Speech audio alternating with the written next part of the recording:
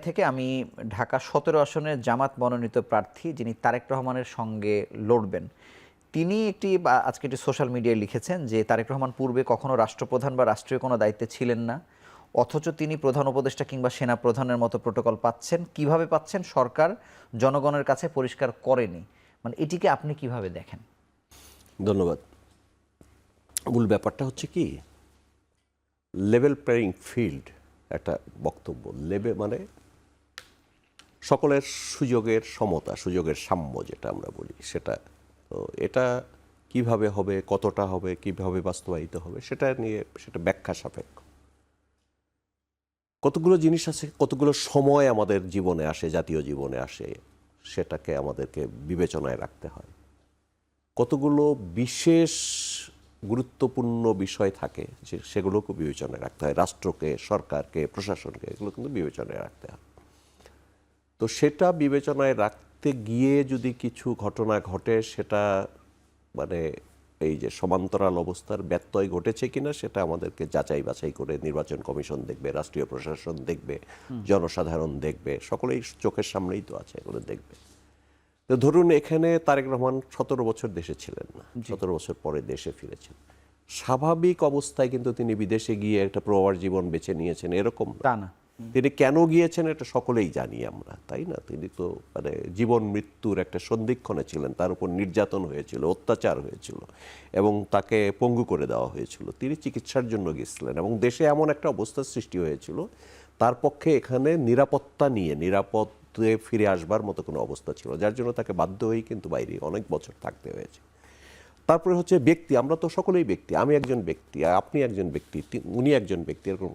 কিন্তু সকলের নিরাপত্তা কিন্তু সমান না। কিন্তু নিরাপত্তার যে ঝুঁকির কথা বলি আমরা, সেটা সমান না। ঝুঁকি আমেরিকার মতো, আমেরিকার কথা আমি এর আগেও বলেছি, আমেরিকার মতো একটা নিরাপদ রাষ্ট্রে যদি দেখেন, সেখানে কেনেডি পরিবার, তার নিরাপত্তা ঝুঁকি ছিল ভয়াবহ। বারবার এই পরিবারের লোক কিন্তু আঘাতপ্রাপ্ত হয়েছে, তারপরে হত্যাকাণ্ডের শিকার হয়েছে। এটা আমেরিকার মতো নিরাপদ দেশ।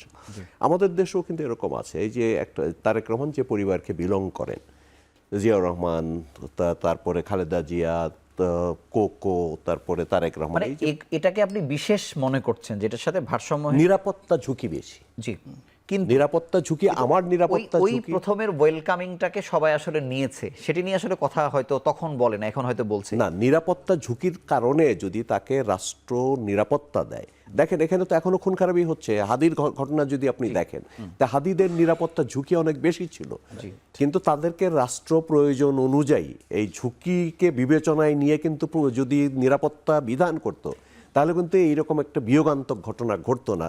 আজকে রাষ্ট্র কিন্তু ব্লেমড হচ্ছে যে তোমরাতে তার নিরাপত্তা ঝুঁকিকেও বিবেচনায় কেন নেও নাই। তারেক রহমানের ক্ষেত্রেও কিন্তু এই বিষয়টা আমাদেরকে বিবেচনায় নিতে হবে, যে এই পরিবারে একজন নিহত হয়েছেন, আরেকজনের মৃত্যু নিয়ে প্রশ্ন আছে। খালেদা জিয়ার মৃত্যু স্বাভাবিক কিনা, তার কনিষ্ঠ। কিন্তু আমি যদি ওইটাকে মেনেও নিই, বা আমি হয়তো এই 17 আসনের জামাত মনোনীত প্রার্থীর কথাটাকে হয়তো বা আমি একসেপ্ট করলাম, কিন্তু এর পরে মানে যে কথাটা আমি ডক্টর শিববীরকে বলছিলাম, যে তাকে ঘিরে যে এই যে জোয়ার, আমি সেটা তো বলছি, আমি তো মানে শেষ করি নাই। আচ্ছা, আমি তো কথাটা বলছি। এটা গেল নিরাপত্তা তো তাকে প্রয়োজনীয় নিরাপত্তা দেওয়াটা রাষ্ট্রের দায়িত্ব, রাষ্ট্রের কর্তব্য, সেটা দিচ্ছে। সেটা নিয়ে আমি মনে করি যে এটা নিয়ে প্রশ্ন তোলাটা ভালো না, শোভন না। এ কারণে আপনি তারেক রহমানের নিরাপত্তা সব সরিয়ে নিলেন, রাষ্ট্র তার সমস্ত নিরাপত্তা সরিয়ে নিল।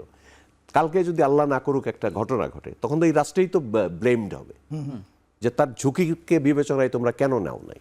এটা আমি একটা কথা। তারপরে হচ্ছে একটা বিশেষ ঘটনা ঘটেছে। তারেক রহমান অনেক দিন পর দেশে ফিরেছেন, দলের দায়িত্ব নিয়েছেন, এর মধ্যে বেগম খালেদা জিয়া ইন্তেকাল করেছেন। এই যে বিশেষ ঘটনাটা, এই বিশেষ ঘটনাটাকে কেন্দ্র করে কিন্তু বেগম খালেদা জিয়া, আপনি জানেন, আমরা সকলেই জানি, যে তিনি দল মতের ঊর্ধ্বে উঠে গিয়েছিলেন। তিনি তার জীবন কর্মের মধ্য দিয়ে নানাভাবে দল মতের এবং সকলের শ্রদ্ধা তিনি অর্জন করেছেন। যারা এই দেশকে ভালোবাসে, স্বাধীনতাকে ভালোবাসে, গণতন্ত্রকে ভালোবাসে, সার্বভৌমত্ব টিকিয়ে রাখতে চাই, এই সমস্ত মানুষরা খালেদা জিয়াকে অন্য দৃষ্টিতে দেখে, অনেক বেশি শ্রদ্ধার দৃষ্টিতে দেখে। আমার সারা দেশের মানুষ তার প্রতি শ্রদ্ধা নিবেদন করেছে।